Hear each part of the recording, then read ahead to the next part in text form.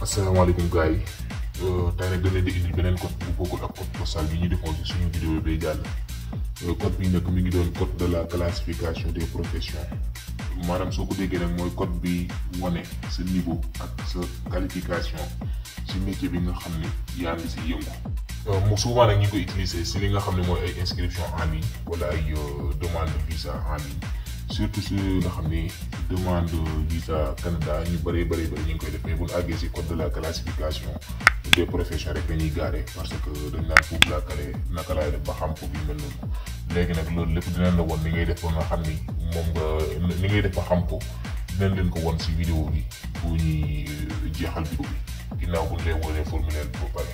te it si lañ leen di leeralee lii ñu si dañ koy épale di ko wax CNP nag boo ko déggee mooy classification nationale des professions kon code de la classification mi ngi noonu tey moom lañ leen fas yéenee leeral ginnaaw bu ñu leen wonee tetral bi ba pare dinañ leen wax kenn ku nekk boo ko utiliser boo ko bëggee xam naka nga ko koy xamee ak nan lañ koy bu leen wonee leen koy utiliser ba pare dinañ la won tey fan ak nan ngay def ba xam lan mooy code de la classification des professions ci métier bi nga xam ne actuellement yow si nga qualifié quoi. waaw kon dañuy ànd ak yéen expliquer leen yi nga xam ne boo ko dugalee gis nga comme tey buñ defee jëlee code bi daal di koy def li nga xam mooy 11 boobu nag da lay indi métier bi nga xam ne moo méngoo ak code de la classification 11 muy vérificateur ak vérificatrice gis nga ko vérificateur ak vérificatrice moom moo tombé ak 11 code de la classification nationale des professions. bu fekkente ni 51-35 bi gis nga ko mooy doon acteur actrice comédienne moom bu fekkee ne métier boobu ngay yëngu sa code de la classification bi mooy noonu lay doon beneen bi nga xam ne moom la leen di indi tey mooy 52-54 muy animatrice et responsable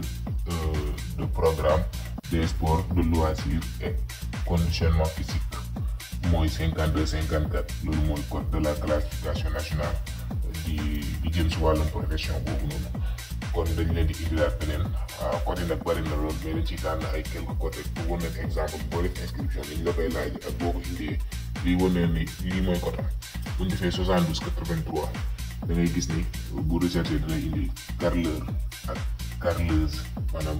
ki yëngu si wàllum karo góor wala ki yëngu si wàllum karo ku jigéen ku koy métier woo rek maanaam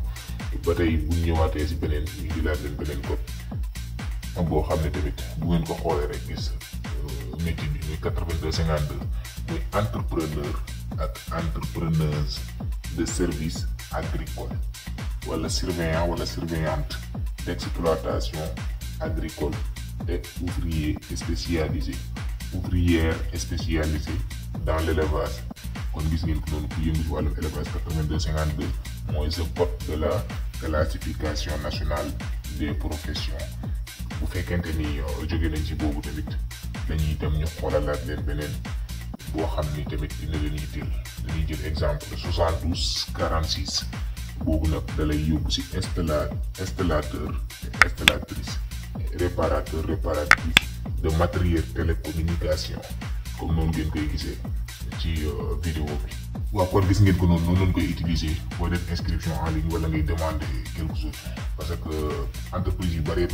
moom la ñuy utiliser tey soo leen dégalee formulaire nga war a def inscription en ligne te ñu bëree dañ siy faral di am problème kon xam naa di leen di wan naka ngay def pour am ko. waa gars yi comme d'habitude rek da ngay dem Google moo xam boo si mën di utiliser nga dem si barre d'adresse bi nga daal di bind code de la classification nationale des professions. après dana la indil fii moom montré la ay quelques exemples mais da ngay ñëw ba ci profession qualifiée bi mooy Canada visa boobu nga dugg si après bu boobaa rek automatiquement da lay indil lii c'est très simple gis nga buñ lay indil ay code yu bëri gis ngeen ko code yi ñu bëri mais boo gisee si tutoriel bi dañ leen doon montré rek naka lañ koy utiliser moo tax ñu jël ci quelques exemplaires mais gis ngeen ko noonu ay architecte ay artiste ay audiologistique yooyu yëpp mi ngi fi gis nga ko nii ay da koo classé nag métier yi commencé à maanaam lettre alphabétique la utilisé quoi par ordre alphabétique A B C gis nga ko noonu lii lépp ay métier la gis nga ko ni mu bëree noonu yëpp ngay gis ay code de la classification la maanaam di leen xamal ne bépp métier boo xam ne rek nit ki mi ngi si yëngu am na code boo xam ne moom la méngóol bu demee chercher ko rek dana ko gis. kon tey li leen indi leen te jàpp na ni comprendre ngeen wala di abonné di aimé di xaar yeneen vidéo yu ëpp solo mi ngi ci kanam jaa ngeen jëf.